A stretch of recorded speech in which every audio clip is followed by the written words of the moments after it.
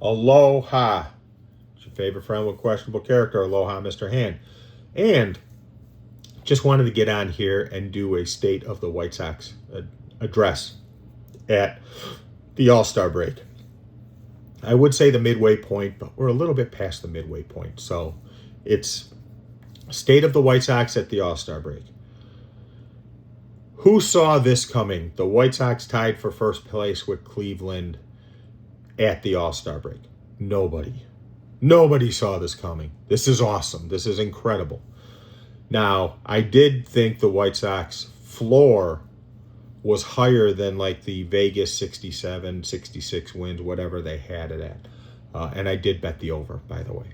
I felt that the floor was greater than that. I had told your good friend and mine, Mr. Delicious, a.k.a. Beef Loaf, I had told him that I think the floor is mid-70s wins. And I think I was being conservative, to be honest with you. But I did not expect this. I really didn't. I fully thought an excellent season for the White Sox would be a record of 81-81. They have a chance of blowing that away. Will they? Well, only time will tell. You know, there's a lot that goes in. I mean, toughest part of the season's yet to come. The fortunate thing for the White Sox is their schedule, I think, was ranked the third weakest remaining schedule, which bodes well for them because they've eliminated all of their trips to the West Coast. They don't have to go to the West Coast anymore. Basically, they spent, April and May traversing back and forth to the West Coast. And I think that did help them because, let's face it, the West Coast weather, a little bit nicer than Chicago in April and early May.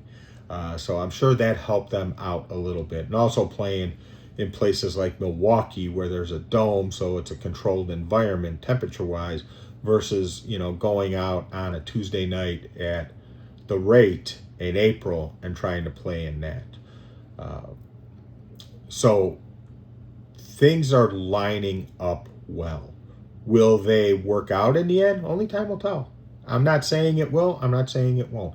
Only time will tell. But they do have some tailwinds with them that can really help them in the second half of the season. One of the big things I've noticed with this team this year, the record in division is their in-division play has dramatically shifted for what it's been over the last 10, 15 years. They've sucked in division all these years. They really have, with the exception of like 2020, 2021. They've sucked in division.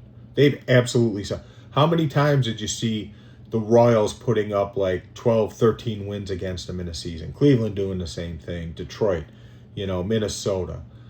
They have really turned around their division record, which helps immensely because a bulk of your games is in division. So having a winning division record really helps you out moving forward. Let's keep that up. Second, what are they going to do at the trade deadline? I think they do need to acquire a starting pitcher and some bullpen help. What kind of starting pitcher am I talking about?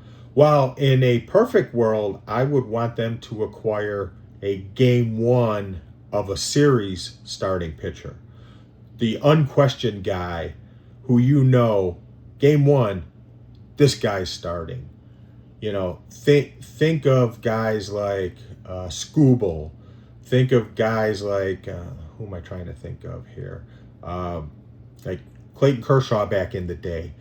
Verlander back in the day. These guys who you knew were getting the ball for game one. I think the White Sox need that. I think Davis Martin has had a great year. I think Sean Burke is really coming on.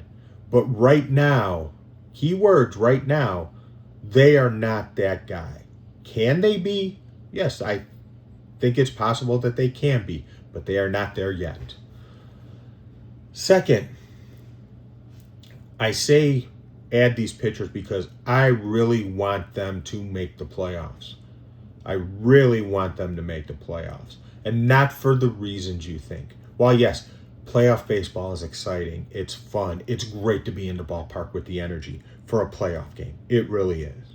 I've had the good fortune of going to both home games of the 2005 World Series. The energy was off the charts. The blackout game, the original blackout game in 2008, the energy was off the charts. And I don't care, they could talk about Lurie's homer in 2021. There was nothing that will ever match the sound of that crowd when Konerko hit that grand slam. Nothing will ever match it. Why do I want them to make the playoffs? Because unlike the last core, who were basically Cadillacs, wanted everything in luxury and everything else, to me, this core is younger, it's hungrier, and it's more tenacious.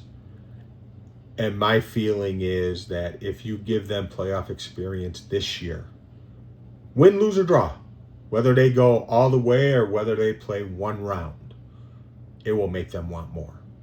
And it will make them work harder to get back there.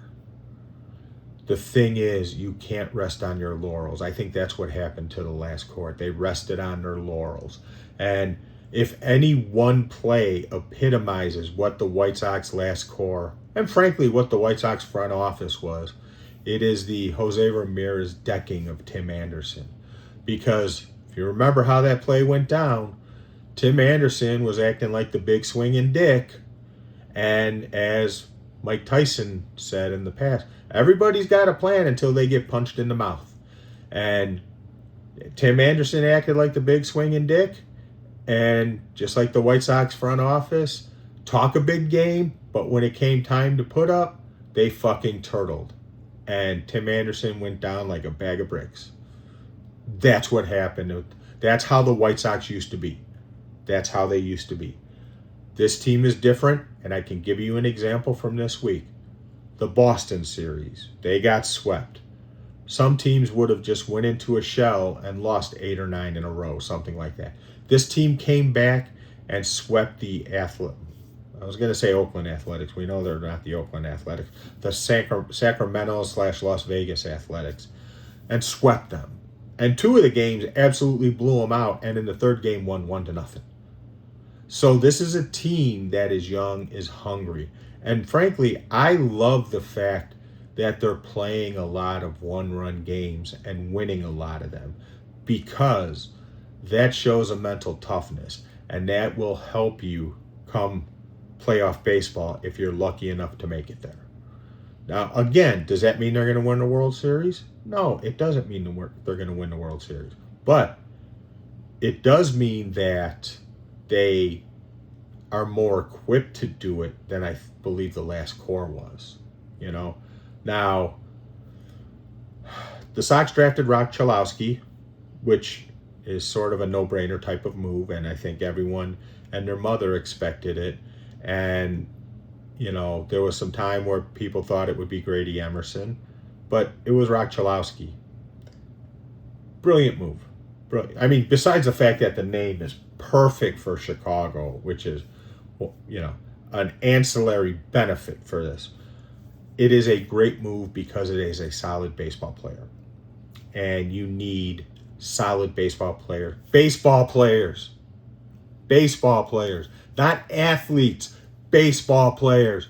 One of the issues I had with the last regime, aka the Dumb and Dumber regime, is that they drafted athletes. Man, that's great. Teach them how to wrestle. I want baseball players. Someone that knows what a fucking cutoff man is.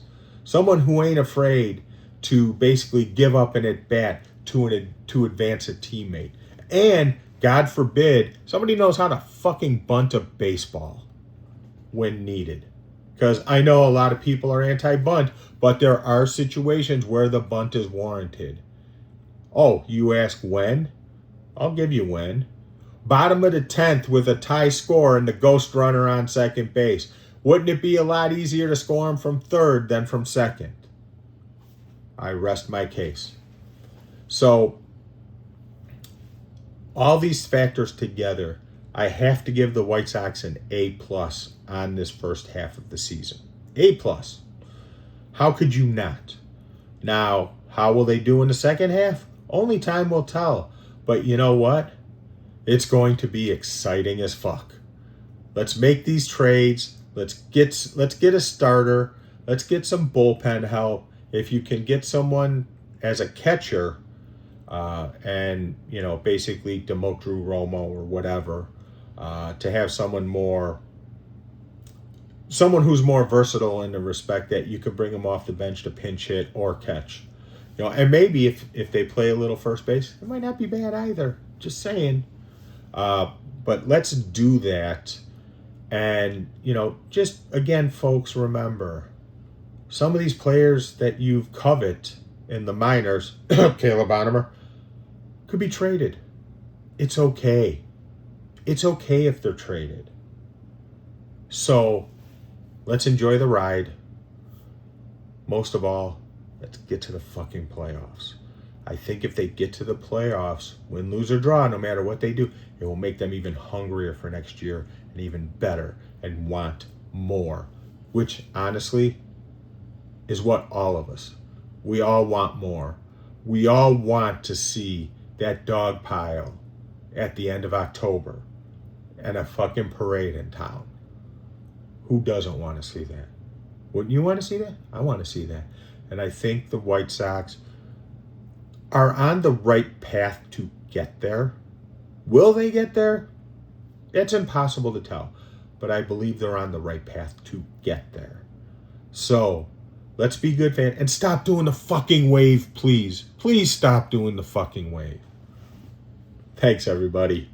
Have a good one. Talk to you later. Bye.